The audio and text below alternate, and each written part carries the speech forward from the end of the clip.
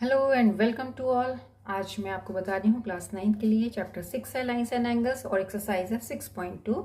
Question number 3 है कि in figure दे रखी है, इसमें पी क्यू पैरेलल है एस टी के। पी क्यू अब ऐसे लिखा है P Q parallel S T के means P Q line is parallel to S T and angle P Q R is 110 degree.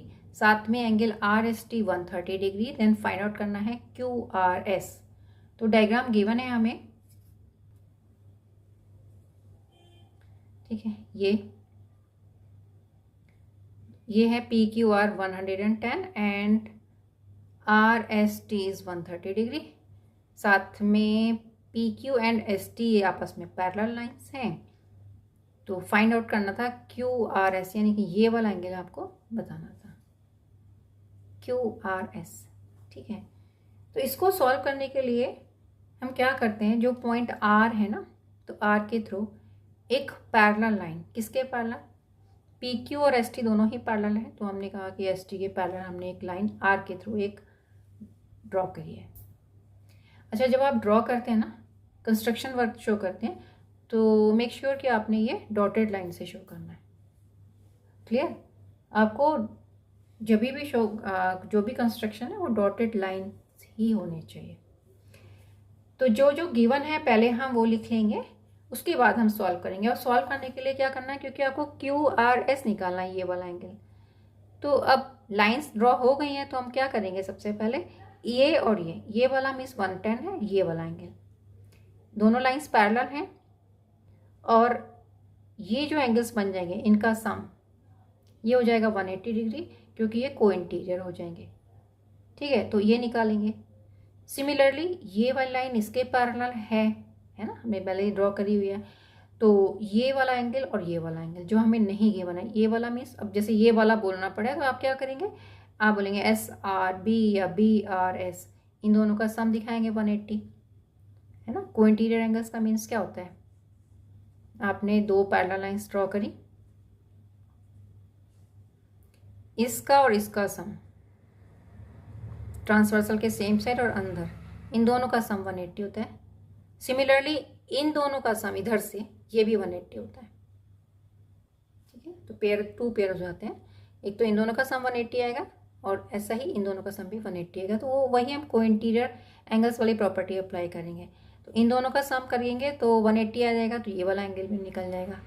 फिर हम एंगल आर पर तीनों एंगल का सम दिखाएंगे, A R Q plus Q R S then S R B, इन तीनों का सम, ये एक लाइन जा रही है तो कंप्लीट एक स्ट्रेट एंगल बन जाएगा, है ना। ये प्लस दिस, इन तीनों को ऐड करेंगे तो स्ट्रेट एंगल दिखाएगा एट आर, है ना। आर पॉइंट पे, आर मतलब ले रहे हैं इस पूरे को, यहाँ से यहाँ तक एक लाइन जा रही है। तो इन तीनों का सम 180 दिखा देंगे, ये पता है ये भी पता है, तो ये डेफिनेटली निकल जाएगा। तो जो गिवन था वो लिख लिया, P Q R 110 degree and angle R S T is 130 degree. इनको अपना इक्वेशन 1 इक्वेशन 2 लिखो। एंगल्स दे रखे हैं, आप कहेंगे इक्वेशन कहाँ से बना रखे, बट आप इक्वेशन 1 और इक्वेशन 2 दिखाइए इसको। और क्योंकि इसको यूज़ करना बड़ा ईजी हो जाता है, फिर बाद में पूरा आपको स्टेटमेंट्स नहीं देने पड़ते हैं। तो फिर आपने एक क्योंकि कंस्ट्रक्शन किया हुआ है तो definitely you have to show, है ना, चाहिए होगा कि आपने बोला कि draw a line A B parallel to line S T through point R, ठीक हो गया। तो पी क्यू आर, जैसे मैंने बताया था ना, P Q R plus Q R A 180, P Q R plus Q R A 180 को इंटीरियर हो गए। तो क्यू आर ए कितना हो जाएगा, 110 है, ये है, तो ये डेफिनेटली 70 डिग्री होगा। तो उसको पूरा सॉल्व करके दिखाना है, आप इसको डायरेक्टली ना दें, आपको शो करना चाहिए पूरा, ठीक है। तो P Q R is 110, Q R A आपको फाइंड आउट करना था, 180 था। क्यों था, क्योंकि को इंटीरियर एंगल्स थे और हमने यहाँ पी क्यू आर 110 लिखा है क्योंकि ये गिवन था, तो ये हमने फ्रॉम इक्वेशन 1 कह दिया इसको। तो एंगल क्यू आर ए कितना निकल गया, 180 माइनस 110, 70 डिग्री। डायरेक्टली नहीं लिखना, आपको ये याद रखिए। तो ये प्रोसेस आपको शो करना होता है। कई बार बच्चे कहते हैं नहीं हमारा आंसर तो राइट आया था बट मार्क्स फुल नहीं मिले। रीज़न बिहाइंड इट कि आपने पूरा स्टेटमेंट्स नहीं दिया होता, डायरेक्टली लिख दिया होता है। डायरेक्टली नहीं लिखना होता है एग्जाम्स में ना। तो टिक मार्क के क्वेश्चन हैं, डेफिनेटली आप कहीं रफ आप करें और ये आप शो कर सकते, इसका आंसर डायरेक्टली लिख सकते हैं। सिर्फ MCQs के लिए होता है ये कि आप डायरेक्टली शो करें, अदरवाइज नहीं। सिमिलरली आप निकालेंगे इसके लिए R S T plus S R B equals to 180, ये भी को इंटीरियर एंगल्स हैं। आर एस टी की वैल्यू 130 गिवन थी plus S R B equals to 180 degree, ये फ्रॉम इक्वेशन 2 था, वो मैंने जो स्टार्टिंग में 1 और 2 दिखाया था ना फ्रॉम इक्वेशन 2। तो एस आर बी कितना हो जाएगा, 130 180 में से माइनस करिए और इसकी वैल्यू जाएगी 50 degree. S R B 50 degree, हमने इसको इक्वेशन नंबर 4 कह दिया। और क्यू आर ए जो आया था एंगल निकल के, पहले जो हमने निकाला था को इंटीरियर से, दैट इज 70 डिग्री, उसको मैंने इक्वेशन नंबर 3 से दिखा दिया। अब आर पे हमें एंगल दिखाना था क्योंकि स्ट्रेट एंगल हमें दिखाना है यहाँ पर, तो वही दिखाएंगे हम। दिखाएंगे क्यू आर ए या A R Q plus Q R S and S R B is equals to 180 degree.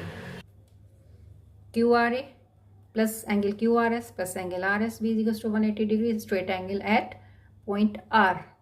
ठीक है, तो जो जो वैल्यूज थी, क्यू आर ए हमारे पास था 70, Q R S find out करना था, S R B was coming 50 degree, वो 50 लिख दिया इज इक्वल्स टू 180। इन दोनों को ऐड किया, 70 प्लस 50, बहुत ईजी है, कैलकुलेशन आप बहुत फास्टली कर ही लेते हैं इसमें।